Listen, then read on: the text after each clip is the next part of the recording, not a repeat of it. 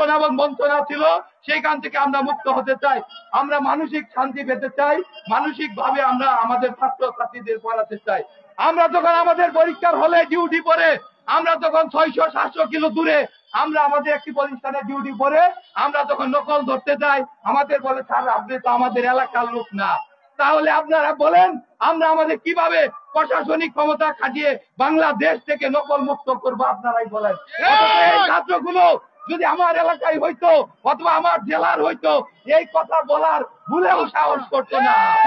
আমরা বলতে চাই যে বাংলাদেশে যেহেতু 53 বছর পরে বদলি নীতিমালা হয়েছে, এই বদলি নীতিমালার 3.15-তে সুস্পষ্ট ভাবে বলা রয়েছে যে কোন বিজ্ঞপ্তির আগেই বদলি নীতিমালা কার্যকর করতে হবে।